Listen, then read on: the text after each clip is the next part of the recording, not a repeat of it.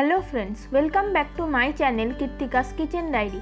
आमार आजकेर रेसिपि शाही पनीर। देखते एटा जतटा रिच और क्रीमी हय, खेतेও किन्तु एटा ततटाई टेस्टी हय। और এই শাহি পনিরের রেসিপিটাকে আমি আপনাদের খুব সহজভাবে বানিয়ে দেখাবো, যাতে করে এটাকে আপনারা যখন ইচ্ছে তখনই বানিয়ে নিতে পারবেন। এই শাহি পনিরটা পরোটা, নান, তন্দুরি রুটি এই সবের সাথেই খুব ভালো লাগে খেতে। আগের ভিডিওতে আমি বাড়িতে খুব সহজেই ইস্ট ছাড়া বেবি নান তৈরি করার রেসিপি আপনাদের সাথে শেয়ার করেছিলাম। আশা করছি আপনারা অলরেডি সেই রেসিপিটা দেখেছেন, আর যারা দেখেননি আমি নিচে ডেসক্রিপশন বক্সে সেই ভিডিওটার লিঙ্ক দিয়ে দেব, সেখান থেকে আপনারা চাইলে রেসিপিটা দেখে নিতে পারেন। আর আমার এই ভিডিওটি ভালো লেগে থাকলে অবশ্যই লাইক, কমেন্ট ও শেয়ার করে দেবেন, আর আমার চ্যানেলটিকেও সাবস্ক্রাইব করে দেবেন।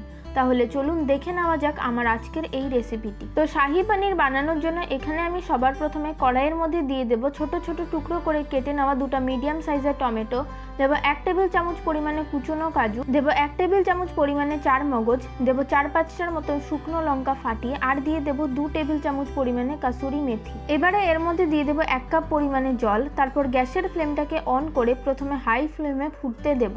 তারপর লো ফ্লেমে 5 থেকে 7 মিনিট সবকিছু ভালো করে সেদ্ধ করে নেব। তারপর যখন সবকিছুকে ভালো করে সেদ্ধ করা হয়ে যাবে, তখন গ্যাসের ফ্লেমটাকে বন্ধ করে এটাকে কিছুক্ষণ ঠান্ডা করে নেব। এটা ঠান্ডা হতে হতে আরেকটা কড়াইয়ের মধ্যে 3 টেবিল চামচ পরিমাণে সাদা তেল ভালো করে গরম করে, তারপর গ্যাসের ফ্লেমটাকে লোতে করে দিয়ে এর মধ্যে আগে থেকে টুকরো করে নেওয়া পনিরগুলোকে এর মধ্যে দিয়ে হালকা করে ভেজে নেব। তারপর এর মধ্যে দিয়ে দেব সামান্য পরিমাণে নুন।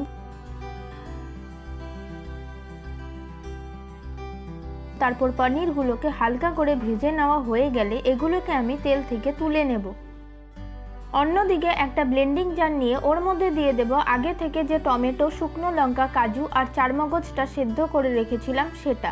এবার এটাকে একদম মিহি পেস্ট তৈরি করে নেব। তারপর কড়াইতে যে তেলটা ছিল তার মধ্যে তৈরি করে নেওয়া মশলার পেস্টটা দিয়ে দেব।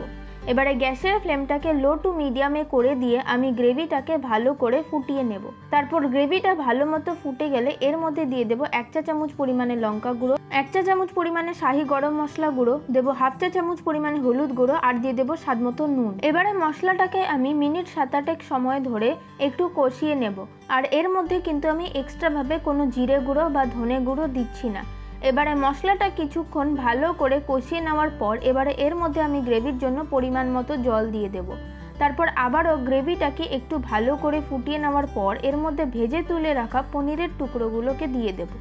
তারপর পনিরটাকে ভালো করে গ্রেভির সাথে মিশিয়ে নিয়ে এটাকে আরও 2-3 মিনিট সময় ধরে একটু ফুটিয়ে নেব। 2-3 মিনিট সময় ধরে গ্রেভিটাকে ফুটিয়ে নেওয়ার পর এর মধ্যে ড্রাই রোস্ট করে নেওয়া কাসুরি মেথি একটু হাতে ঘষে দিয়ে দেব।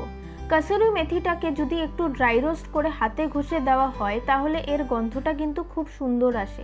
আমাদের শাহি পনির কিন্তু একদম তৈরি।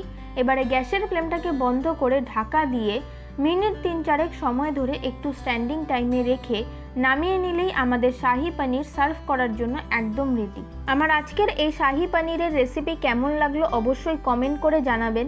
যদি ভালো লেগে থাকে তাহলে আপনারা অবশ্যই একবার এইভাবে বাড়িতে শাহি পনির বানিয়ে ট্রাই করে দেখতে পারেন। আর এটাকে আমি গরম গরম বেবি নানের সাথে সার্ভ করছি। আর আমার এই ভিডিওটাকে অবশ্যই একটি লাইক ও শেয়ার করে দেবেন। আর যদি আপনারা এই রেসিপিটাকে ইউটিউব থেকে দেখে থাকেন তাহলে অবশ্যই চ্যানেলটিকে সাবস্ক্রাইব করে পাশে থাকা বেল আইকনটিকেও প্রেস করে দেবেন। আর ফেসবুক বা ইনস্টাগ্রাম থেকে দেখে থাকলে আমার পেজটিকে ফলো করে দেবেন, যাতে নতুন রেসিপি আপলোড হওয়ার সাথে সাথে আপনাদের কাছে পৌঁছে যায়। আজ তাহলে এ পর্যন্ত, আবার ফিরে আসবো নতুন কোনো রেসিপির সাথে। সকলে খুব ভালো থাকবেন, সুস্থ থাকবেন। ধন্যবাদ।